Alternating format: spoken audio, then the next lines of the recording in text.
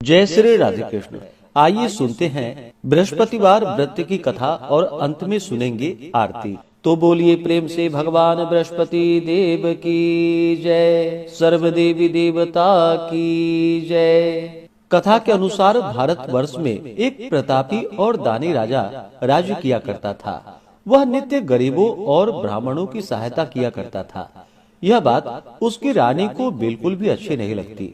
वह ना ही गरीबों को दान देती थी और ना ही भगवान का पूजन किया करती थी, और राजा को भी दान देने से मना किया करती थी।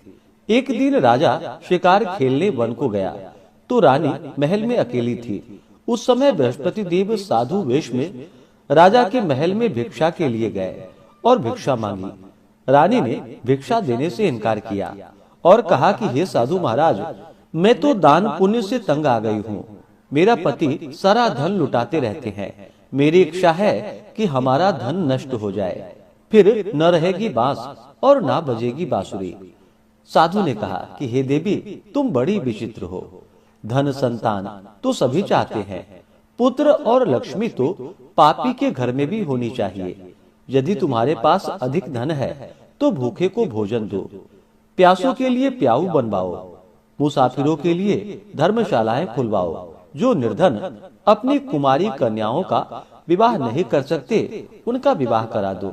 ऐसे और कई काम है जिनके करने से तुम्हारा यश लोक और परलोक में फैलेगा। परंतु रानी पर उपदेश का कोई प्रभाव न पड़ा। वह बोली कि महाराज, आप मुझे कुछ न समझाएं। मैं ऐसा धन नहीं चाहती जो हर जगह बांटती फिरूं। साधु ने उत्तर दिया, यदि तुम्हारी ऐसी इच्छा हो तो तथास्तु। तुम ऐसा करना कि बृहस्पतिवार को घर लीपकर पीली मिट्टी से अपना सिर धोकर स्नान करना, भट्टी चढ़ाकर कपड़े धोना। ऐसा करने से तुम्हारा सारा धन नष्ट हो जाएगा। इतना कहकर वह साधु महाराज वहां से अदृश्य हो गए। साधु के अनुसार कई बातों को पूरा करते हुए रानी को केवल 3 बृहस्पतिवार ही बीते थे कि उसकी समस्त धन संपत्ति नष्ट हो गई। भोजन के लिए राजा का परिवार तरसने लगा। तब एक दिन राजा ने रानी से बोला कि हे रानी, तुम यहीं रहो, मैं दूसरे देश को जाता हूँ, क्योंकि यहाँ पर सभी लोग मुझे जानते हैं, इसलिए मैं कोई छोटा कार्य नहीं कर सकता। ऐसा कहकर राजा परदेश चले गए। वहाँ वह जंगल में लकड़ी काटकर लाता और शहर में बेचता। इस तरह वह अपना जीवन यापन करने लगा। उधर राजा के परदेश जाते ही रानी और दासी दोनों दुखी रहने लगे। एक बार जब रानी और दासी को 7 दिनों तक भोजन नहीं मिला तो रानी ने अपनी दासी से कहा कि हे दासी, पास ही के नगर में मेरी बहन रहती है, वह बड़ी धनवान है, तो उसके पास जा और कुछ ले आ, ताकि थोड़ी बहुत गुजर बसर हो सके। दासी रानी की बहन के पास गई। उस दिन गुरुवार का दिन था और रानी की बहन उस समय बृहस्पतिवार व्रत की कथा को सुन रही थी। दासी ने रानी की बहन को अपनी रानी का संदेश दिया, लेकिन रानी की बड़ी बहन ने कोई उत्तर नहीं दिया। जब दासी को रानी की बहन से कोई उत्तर प्राप्त नहीं हुआ तो वह बहुत दुखी हुई और उसे क्रोध भी आया। दासी ने वापस आकर रानी को सारी बात बतलाई। सुनकर रानी ने अपने भाग्य को कोसा। उधर रानी की बहन ने सोचा कि मेरी बहन की दासी आई थी, परंतु मैं उससे नहीं बोली, इससे वह बहुत दुखी हुई होगी। कथा सुनकर और पूजन समाप्त करके वह अपनी बहन के घर आई और कहने लगी कि हे बहन, मैं बृहस्पतिवार का व्रत कर रही थी। तुम्हारी दासी मेरे घर आई थी, परंतु जब तक कथा होती है तब तक न तो उठते हैं और ना ही बोलते हैं, इसलिए मैं नहीं बोली। कहो, दासी क्यों गई थी? रानी बोली, बहन, तुमसे क्या छिपाऊं, हमारे घर में खाने को अनाज नहीं है। ऐसा कहते कहते रानी की आंखें भर आई। उसने दासी समेत पिछले 7 दिनों से भूखे रहने तक की बात अपनी बहन को विस्तार पूर्वक बतलाया। रानी की बहन बोली कि देखो बहन, भगवान बृहस्पति देव सबकी मनोकामनाओं को पूर्ण करने वाले हैं। देखो, शायद तुम्हारे घर में अनाज रखा हो। पहले तो रानी को विश्वास नहीं हुआ, पर बहन के आग्रह करने पर उसने अपनी दासी को अंदर भेजा तो उसे सचमुच अनाज से भरा हुआ एक घड़ा मिल गया। यह देखकर दासी को बड़ी हैरानी हुई। दासी रानी से कहने लगी कि हे रानी, जब हमको भोजन नहीं मिलता है तो हम भी व्रत करते हैं, इसलिए क्यों न इनसे व्रत और कथा की विधि पूछ ली जाए ताकि हम भी व्रत कर सके। तब रानी ने अपनी बहन से बृहस्पतिवार व्रत के बारे में पूछा। उसकी बहन ने बतलाया कि बृहस्पतिवार के व्रत में चने की दाल और मुनक्का से विष्णु भगवान का केले की जड़ में पूजन करे तथा दीपक जलाए, व्रत कथा सुने और पीला भोजन ही करे। इससे बृहस्पति देव प्रसन्न होते हैं। व्रत और पूजन विधि बतलाकर रानी की बहन अपने घर को चली गई। 7 दिन बाद जब गुरुवार आया तो रानी और दासी ने व्रत रखा। घुड़शाल में जाकर चना और गुड़ लेकर आई। फिर उससे केले की जड़ तथा विष्णु भगवान का पूजन किया। अब पीला भोजन कहाँ से आए, इस बात को लेकर दोनों बहुत दुखी थे, क्योंकि उन्होंने व्रत रखा था, इसलिए बृहस्पति देव उससे प्रसन्न थे। इसलिए भगवान बृहस्पति देव एक साधारण व्यक्ति का रूप धारण कर 2 थालों में सुंदर पीला भोजन दासी को दे गए। भोजन पाकर दासी प्रसन्न हुई और फिर रानी के साथ मिलकर भोजन ग्रहण किया। इसके बाद वे सभी गुरुवार को व्रत और पूजन करने लगी। बृहस्पति भगवान की कृपा से उसके पास फिर से धन संपत्ति आ गई, परंतु रानी फिर से पहले की तरह आलस्य करने लगी। तब दासी बोली कि देखो रानी, तुम पहले भी इस प्रकार आलस्य किया करती थी। तुम्हें धन रखने में कष्ट होता था, इस कारण सभी धन नष्ट हो गया, और जब भगवान बृहस्पति देव की कृपा से धन मिला है तो तुम्हें फिर से आलस्य होता है। रानी को समझाते हुए दासी कहती है कि बड़ी मुसीबतों के बाद हमने यह धन पाया है, इसलिए हमें दान पुण्य करना चाहिए, भूखे मनुष्यों को भोजन कराना चाहिए और धन को शुभ कार्यों में खर्च करना चाहिए, जिससे तुम्हारे कुल का यश बढ़ेगा, स्वर्ग की प्राप्ति होगी और पितृ प्रसन्न होंगे।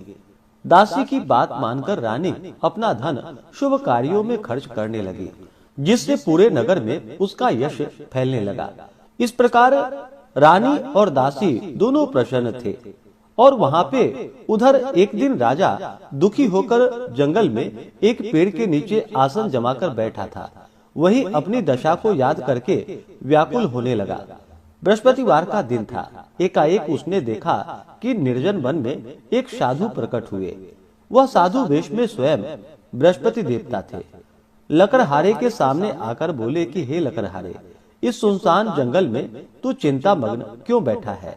लकड़हारे ने दोनों हाथ जोड़कर प्रणाम किया और उत्तर दिया कि हे महात्मा, आप सब कुछ जानते हैं। और फिर अपनी आत्मकथा उनको सुनाई। महात्मा जी ने कहा कि तुम्हारी स्त्री ने बृहस्पतिवार के दिन बृहस्पति भगवान का निरादर किया है, जिसके कारण रुष्ट होकर तुम्हें कष्ट हो रहा है। अब तुम चिंता मत करो, तुम्हारे सभी कष्ट दूर हो जाएंगे और भगवान की कृपा से पहले से भी अधिक संपत्ति तुम्हें प्राप्त होगा। तुम बृहस्पतिवार के दिन कथा किया करो। 2 पैसे के चने मुनक्का लाकर उसका प्रसाद बनाओ और शुद्ध जल से लोटे में शक्कर मिलाकर अमृत तैयार करो। कथा के पश्चात अपने सारे परिवार और सुनने वाले प्रेमियों में अमृत व प्रसाद बांटकर ग्रहण करो। ऐसा करने से भगवान तुम्हारी सभी मनोकामनाएं पूरी करेंगे। साधु के ऐसे वचन को सुनकर लकड़हारा बोला कि हे प्रभु, मुझे लकड़ी बेचकर इतना पैसा नहीं मिलता जिससे भोजन के उपरांत कुछ बचा सकूं। मैंने रात्रि में अपनी स्त्री को स्वप्न में व्याकुल देखा है। मेरे पास कुछ भी नहीं जिससे मैं उसकी खबर मंगा सकूं। साधु ने कहा कि हे लकड़हारे, तुम किसी बात की चिंता मत करो। बृहस्पति के दिन तुम रोजाना की तरह लकड़ियां लेकर शहर को जाओ। तुमको रोज से 2 गुना धन प्राप्त होगा, जिससे तुम भली भांति भोजन कर लोगे तथा बृहस्पति देव की पूजा का सामान भी आ जाएगा। इतना कहकर साधु अंतर ध्यान हो गए। धीरे धीरे समय बीतता चला गया। फिर वही बृहस्पतिवार का दिन आया। लकड़हारा जंगल से लकड़ी काटकर किसी शहर में बेचने के लिए गया। उसे उस दिन और दिन की तरह अधिक पैसा प्राप्त हुआ। राजा ने चना गुड़ आदि लेकर गुरुवार का व्रत किया।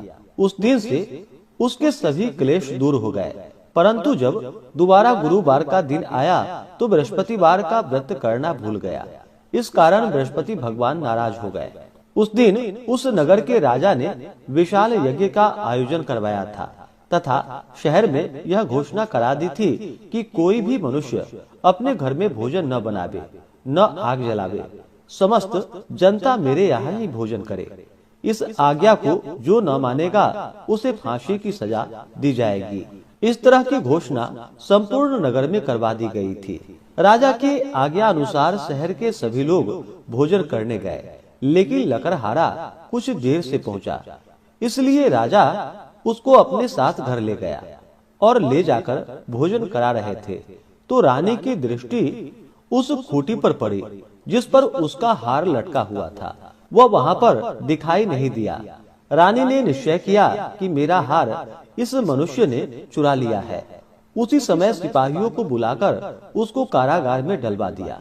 जब लकड़हारा कारागार में पड़ गया और बहुत दुखी होकर विचार करने लगा, न जाने कौन से पूर्व जन्म के कर्म से मुझे यह दुख प्राप्त हुआ है, और उसी साधु को याद करने लगा कि जो उसे जंगल में मिला था।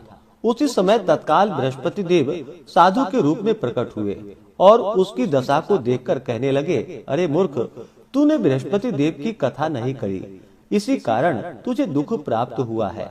अब चिंता मत करो। बृहस्पतिवार के दिन कारागार के दरवाजे पर 4 पैसे पड़े मिलेंगे, जिससे तू बृहस्पति देव की पूजा करना, तेरे सभी कष्ट दूर हो जाएंगे। और फिर बृहस्पतिवार के दिन उसे 4 पैसे मिले।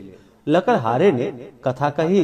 उसी रात्रि को बृहस्पति देव ने उस नगर के राजा को स्वप्न में कहा कि हे राजा, तुमने जिस आदमी को कारागार में बंद कर दिया है वह निर्दोष है, वह राजा है, उसे छोड़ देना। रानी का हार उसी खूंटी पर लटका है। अगर तू ऐसा नहीं करेगा तो मैं तेरा राज्य नष्ट कर दूंगा। इस तरह रात्रि के स्वप्न को देखकर राजा प्रातः काल उठा और खूंटी पर हार देखकर लकड़हारे को बुलाकर क्षमा मांगी तथा लकड़हारे को योग्य सुंदर आभूषण देकर उन्हें विदा किया। बृहस्पति देव की आज्ञा अनुसार लकड़हारा अपने नगर को चल दिया। राजा जब अपने नगर के निकट पहुंचा तो उसे बड़ा आश्चर्य हुआ। नगर में पहले से अधिक बाग, तालाब, कुएं तथा बहुत सी धर्मशाला, मंदिर आदि बन गई है। राजा ने पूछा, यह किसका बाग और धर्मशाला है? तब नगर के सब लोग कहने लगे, यह सब रानी और बांदी के हैं। तो राजा को आश्चर्य हुआ और वह राजा गुस्सा भी हुआ। जब रानी ने यह खबर सुनी कि राजा आए हैं तो उन्होंने बांदी से कहा कि हे दासी, देखो राजा हमको कितनी बुरी हालत में छोड़ गए थे। हमारी ऐसी हालत देखकर वह लौट न जाए, इसलिए तू दरवाजे पर खड़ी हो जा। आज्ञा अनुसार दासी दरवाजे पर खड़ी हो गई। राजा आए तो उन्होंने अपने साथ लिवा लाई। तब राजा ने क्रोध करके अपनी रानी से पूछा कि यह धन तुम्हें कैसे प्राप्त हुआ है? तब उसने कहा, हमें यह धन बृहस्पति देव के व्रत के प्रभाव से प्राप्त हुआ है। राजा ने निश्चय किया कि 7 रोज बाद तो सभी बृहस्पति देव का पूजन करते हैं, परंतु मैं प्रतिदिन दिन में 3 बार कहानी तथा रोज व्रत किया करूंगा। अब हर समय राजा के दुपट्टे में चने की दाल बंधी रहती थी। दिन में 3 बार कहानी कहता। एक रोज राजा ने विचार किया कि चलो अपनी बहन के यहाँ हो आए। इस तरह निश्चय कर राजा घोड़े पर सवार हो अपनी बहन के यहाँ चलने लगा। मार्ग में उसने देखा कि कुछ आदमी एक शव को लिए जा रहे थे। उन्हें रोककर राजा कहने लगा कि अरे भाइयों, मेरे बृहस्पति देव की कथा को सुन लो। वे बोले, लो, हमारा तो आदमी मर गया है, इसको अपनी कथा की पड़ी है। परंतु कुछ आदमी बोला, अच्छा कहो, तुम्हारी कथा भी सुन लेंगे। राजा ने दाल निकाली। आधी कथा हुई कि शव हिलने लगा, और जब कथा समाप्त हुई तो वह राम राम करके मनुष्य खड़ा हो गया। आगे मार्ग में उसे एक किसान खेत में हल चलाता हुआ मिला। राजा ने देखा और उससे बोला, अरे भैया, तुम मेरी बृहस्पतिवार की कथा सुन लो। किसान बोला, जब तक मैं तेरी कथा सुनूंगा तब तक 4 हड़ैया जोत लूंगा। जा अपनी कथा किसी और को सुना। इस तरह राजा आगे चलने लगा। राजा के हटते ही बैल पछाड़ खाकर गिर पड़ा तथा किसान के पेट में बड़ी जोरों से दर्द होने लगा। उस समय उसकी माँ रोटी लेकर आई। उसने जब यह देखा तो अपने पुत्र से सब हाल पूछा और बेटे ने सभी हाल कह दिया। तो बुढ़िया दौड़ी दौड़ी उस घुड़सवार के पास गई और उससे बोली कि मैं तेरी कथा सुनूंगी, तू अपनी कथा मेरे खेत पर चलकर ही कहना। राजा ने बुढ़िया के खेत पर जाकर कथा कही, जिसके सुनते ही वह बैल उठकर खड़ा हो गया तथा किसान के पेट का दर्द भी बंद हो गया। राजा अपनी बहन के घर इस प्रकार पहुंचा। बहन ने भाई की खूब मेहमानी की। दूसरे दिन प्रातः काल राजा जगा तो वह देखने लगा कि सब लोग भोजन कर रहे हैं। राजा ने अपनी बहन से कहा, ऐसा कोई मनुष्य नहीं जिसने भोजन न किया हो, मेरी बृहस्पतिवार की कथा सुन ले। बहन बोली कि हे भैया, यह देश ऐसा है कि पहले यहाँ के लोग भोजन करते हैं, बाद में अन्य काम करते हैं। अगर कोई पड़ोस में हो तो देख आऊं। वह ऐसा कहकर देखने के लिए चली गई, परंतु उसे कोई ऐसा व्यक्ति नहीं मिला जिसने भोजन न किया हो। अतः वह एक कुम्हार के घर गई जिसका लड़का बीमार था। उसे मालूम हुआ कि उनके यहाँ 3 रोज से किसी ने भोजन नहीं किया है। रानी ने अपने भाई की कथा सुनने के लिए कुम्हार से कहा तो वह तैयार हो गई। राजा ने जाकर बृहस्पतिवार की कथा कही, जिसको सुनकर उसका लड़का ठीक हो गया। अब तो राजा की प्रशंसा होने लगी। एक रोज राजा ने अपनी बहन से कहा कि हे बहन, हम अपने घर को जाएंगे, तुम भी तैयार हो जाओ। राजा की बहन ने अपनी सास से कहा तो सास कहा, चले जा, परंतु अपने लड़कों को मत ले जाना, क्योंकि तेरे भाई की कोई औलाद नहीं है। बहन ने अपनी भैया से कहा कि हे भैया, मैं तो चली जाऊंगी, पर कोई बालक नहीं जाएगा। राजा बोला, जब कोई बालक नहीं चलेगा तब तुम ही क्या करोगी। बड़े दुखी मन से राजा अपने नगर को लौट चला। राजा ने अपनी रानी से कहा कि हम निर्वंशी हैं, हमारा मुंह देखने का धर्म नहीं है और कुछ भोजन आदि नहीं किया। रानी बोली कि हे प्रभु, बृहस्पति देव ने हमें सब कुछ दिया है, वह हमें औलाद भी अवश्य देंगे। उसी रात को बृहस्पति देव ने राजा से स्वप्न में कहा कि हे राजन, सभी सोच को त्याग दो, तेरी रानी गर्भ से है। तब राजा सुनकर बड़ा प्रसन्न हुआ। फिर 9वें महीने में रानी के गर्भ से एक सुंदर पुत्र पैदा हुआ। तब राजा बोला कि हे रानी, स्त्री बिना भोजन के रह सकती है, पर बिना कहे बिल्कुल नहीं रह सकती। जब मेरी बहन आवे तुम उससे कुछ कहना मत। रानी ने सुनकर हाँ कर दी। जब राजा की बहन ने यह शुभ समाचार सुना तो वह बहुत खुश हुई तथा बधाई लेकर अपने भाई के यहाँ पर आई। तभी रानी ने कहा, घोड़ा चढ़कर तो नहीं आई, गधा चढ़ी आ गई। राजा की बहन बोली, भाभी, मैं इस प्रकार न कहती तो तुम्हें औलाद कैसे मिलता। बृहस्पति देव ऐसे ही हैं, जैसे जिसके मन में कामनाएं हैं सभी को पूर्ण करते हैं। जो सद्भावना पूर्वक बृहस्पतिवार का व्रत करता है एवं कथा पढ़ता है अथवा सुनता है, दूसरों को सुनाता है, बृहस्पति देव उसकी सभी मनोकामनाएं पूर्ण करते हैं। भगवान बृहस्पति देव उसकी सदैव रक्षा करते हैं। संसार में जो मनुष्य सद्भावना के साथ भगवान का पूजन व्रत सच्चे हृदय से करते हैं तो उसकी सभी मनोकामनाएं पूर्ण करते हैं। जैसी सच्ची भावना से रानी और राजा ने उनकी कथा का गुणगान किया तो उसकी सभी इच्छाएं बृहस्पति देव जी ने पूर्ण की। इसलिए पूर्ण कथा सुनने के बाद प्रसाद लेकर जाना चाहिए। हृदय से उनका मनन करते हुए जयकारा बोलना चाहिए। बृहस्पति देव की कथा। प्राचीन काल में एक बहुत ही निर्धन ब्राह्मण रहता था। उसके कोई संतान न थी। वह नित्य पूजा पाठ करता। उसकी स्त्री ना स्नान करती और न ही किसी देवता का पूजन ही करती थी।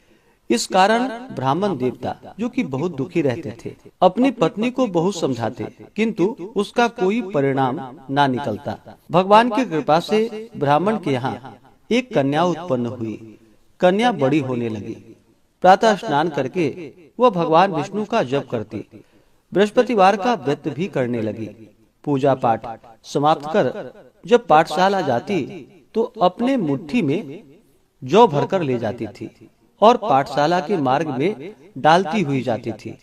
लौटते समय वही जौ, जो कि स्वर्ण के हो जाते थे, तो उसको बीनकर घर ले आती थी।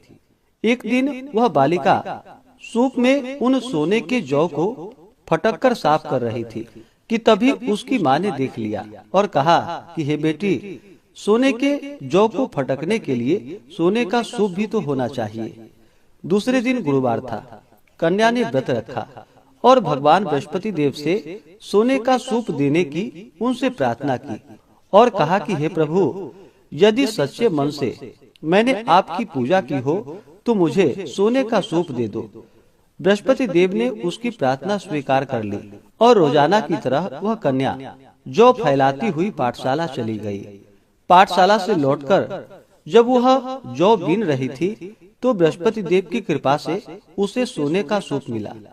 उसे वह घर लेकर आई और उससे जौ फटककर साफ करने लगी, परंतु उसकी माँ का वही ढंग रहा। एक दिन की बात है, कन्या सोने के सूप में जब जौ को साफ कर रही थी, उस समय उस नगर का राजकुमार वहां से निकला। कन्या के रूप और कार्य को देखकर वह उस पर मोहित हो गया। राजमहल आकर वह भोजन तथा जल त्याग कर उदास होकर लेट गया। राजा को जब राजकुमार द्वारा अन्न और जल त्यागने का समाचार प्राप्त हुआ तो अपने मंत्रियों के साथ वह अपने पुत्र के पास गया और पूछा कि हे बेटा, तुम्हें किस बात का कष्ट है? किसी ने तुम्हारा अपमान तो नहीं किया अथवा कोई और कारण है? मुझे बतलाओ, मैं वही कार्य करूँगा जिससे तुम्हें प्रसन्नता की प्राप्ति हो सके। अपने पिता की बातें सुनकर राजकुमार बोला कि हे पिताजी, मुझे किसी बात का दुख नहीं है। किसी ने मेरा अपमान भी नहीं किया है, परंतु मैं उस लड़की के साथ विवाह करना चाहता हूँ जो लड़की सोने के सूप में जौ को फटककर साफ कर रही थी। राजकुमार ने राजा को उस लड़की के घर का पता भी बता दिया। मंत्री राजा के कहने पर उस लड़की के घर गया। मंत्री ने ब्राह्मण के समक्ष राजा की ओर से निवेदन किया और फिर कुछ ही दिनों के बाद ब्राह्मण की कन्या का विवाह राजकुमार के साथ संपन्न हो गया। और फिर क्या था, कन्या के घर से जाते ही ब्राह्मण के घर में पहले की भांति गरीबी का निवास हो गया।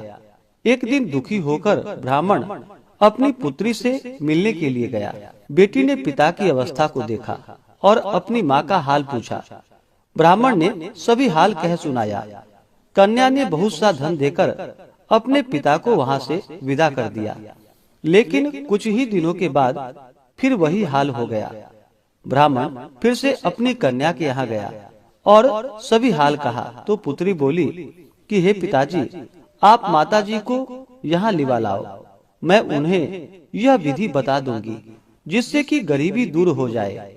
ब्राह्मण देवता अपनी स्त्री को साथ लेकर अपनी पुत्री के पास राजमहल पहुँचे तो पुत्री अपनी माँ को समझाने लगी कि हे माँ, तुम प्रातः काल स्नान आदि करके विष्णु भगवान का पूजन करो और बृहस्पतिवार का व्रत करो तो तुम्हारी सभी दरिद्रताएं दूर हो जाएंगी। परंतु उसकी माँ ने उसकी एक भी बात नहीं मानी।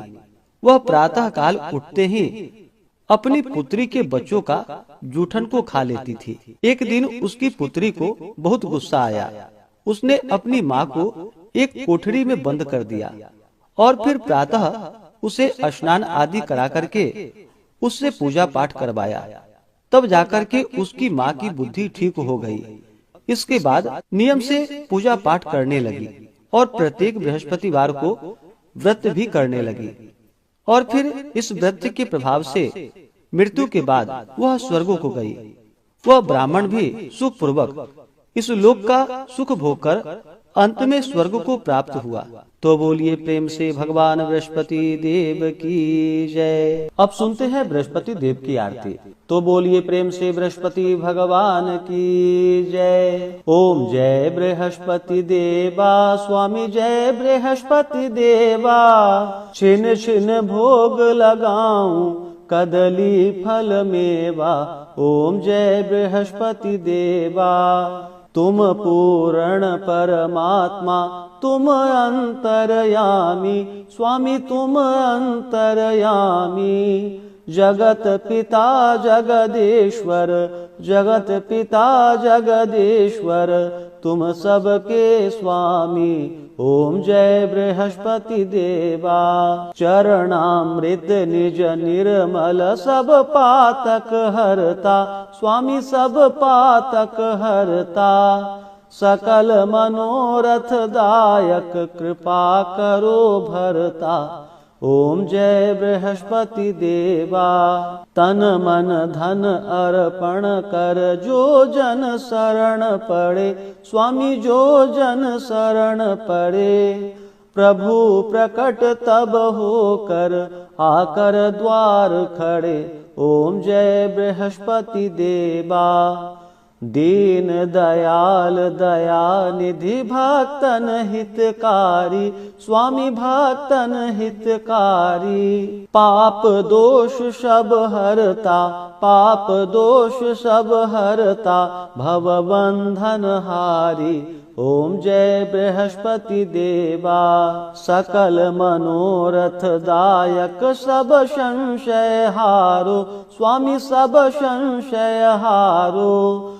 विषय विकार मिटाओ, विषय विकार मिटाओ, संतन सुखकारी।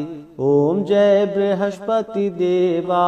जो कोई आरती तेरी प्रेम सहित गावे, स्वामी प्रेम सहित गावे। जेठानंद आनंद कर सो निश्चय पावे। ओम जय बृहस्पति देवा। ओम जय बृहस्पति देवा, स्वामी जय बृहस्पति देवा। छिन छिन भोग लगाऊं कदली फल मेवा। ओम जय बृहस्पति देवा। ओम जय बृहस्पति देवा। तो बोलिए प्रेम से बृहस्पति भगवान की जय, भगवान विष्णु की जय, माता लक्ष्मी की जय, सर्व देवी देवता की जय। तो आशा करता हूँ कि यह कथा और आरती आपको अच्छा लगा हो। इसी प्रकार से ज्ञानवर्धक जानकारियाँ प्राप्त करते रहने के लिए, व्रत पूजा के बारे में जानने के लिए, कथा को सुनने के लिए चैनल पे अगर आप पहली बार आए हैं तो चैनल को लाल बटन दबा करके सब्सक्राइब करें, साथ में बेल आइकन घंटी को दबाएं ताकि आने वाली वीडियो का नोटिफिकेशन आपको समय से मिलता रहे। वीडियो को लाइक करें, शेयर करें। सुखी रहें और स्वस्थ रहें।